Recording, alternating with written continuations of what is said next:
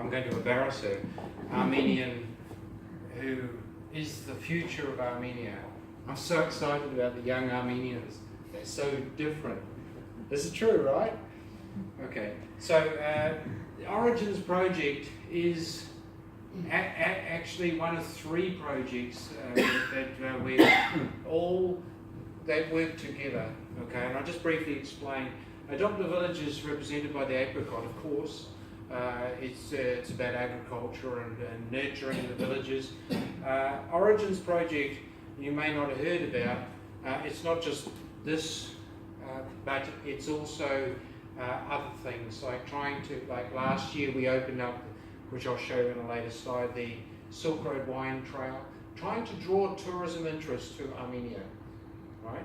So Origins project is complementary to Adopt a Village, which is there getting the villages to prepare for tourism, you understand?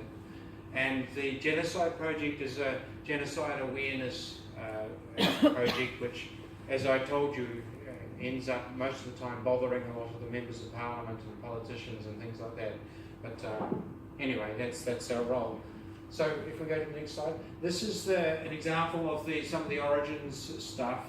The monument that you see that we opened last year in September 29 is called the Karas Monument. If you go past Rin Village, you'll see it there. And it's just an attempt to try and get tourists to enjoy. You can't see the small picture on the bottom right, but it's called the Silk Road Wine Trail, and it's trying to get people to.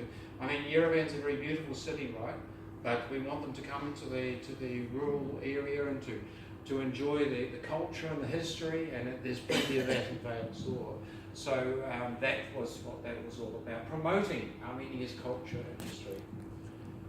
I'll just touch on this for a little bit. I'm not a writer, okay? I wrote this having gone to Noravan, and I'm not, I wouldn't say I'm greatly religious, dear Bishop, but I felt something.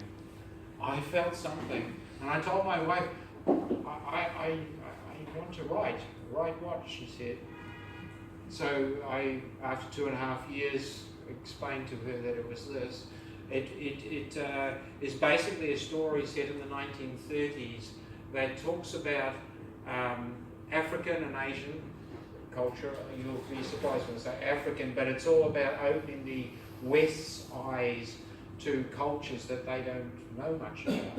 Right? What sort of movies does Hollywood make?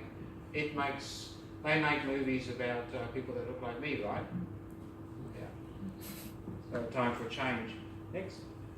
So the 5 main characters are deliberately chosen from different places, including one from Sydney, which is interesting, which is why I'm going to try and engage with Premier Gladys later, because the whole idea of this is to talk about the notion that we're from a common origin. You are my brothers and sisters, no matter what skin colour we have or what ethnicity we have. But look what we have done in recent history, you know, genocides, wars, and things like that. So this is really, it's a story that really is trying to bring people back to a humanity. And I've heard that word several times this afternoon, and I'm grateful for that. Because that's really, why do we exist if it's not for our humanity? Next. Thanks. I don't know. So this I will not go on about this too much, but the story, as I said, is based in the 1930s, and I will just tell you briefly about the first scene. It's based in Noravan, which you might know was shattered by the Soviets. But the first scene is of people in prayer, and they can hear, that is the viewers, the sound of your beautiful music, and see the candles, and it evokes a very powerful impression. But then as the cameras come back, people understand that actually these people are praying at the risk of their own lives. They have gone from the village to pray despite our Soviet officers' eyes, and they have kept their faith. It's a very powerful message, and it tells a lot about the Armenian people. Next. So my dear wife has had to put up with a lot in the last month or so because we've had to deal with. I deal in political circles a lot with my job, but unfortunately Armene has had to also be involved in this and trying to bring the Armenian and Nepalese government together. Why Nepal? Well, you know, I don't know if you know Nepal, but they face very similar challenges. They are a small mountainous nation surrounded by large nations who want influence, and they have great poverty and a little corruption as well. Right? Yeah. So actually one of the characters is from Nepal, and you can see one of the ministers there sitting with me. Nepal, the Nepalese government, I'm very pleased to say, has formally endorsed this work. They formally wish to support Armenia.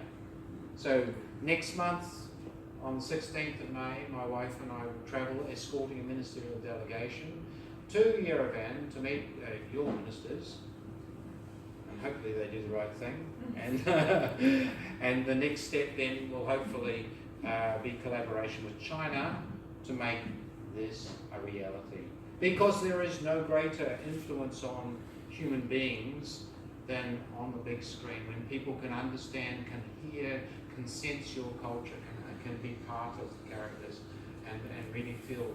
And I'm speaking to you about this from the background of being a little bit, not part of, but close to the Lord of the Rings event that took place in New Zealand. We saw what happened in New Zealand. So coming back now to Adopt a Village.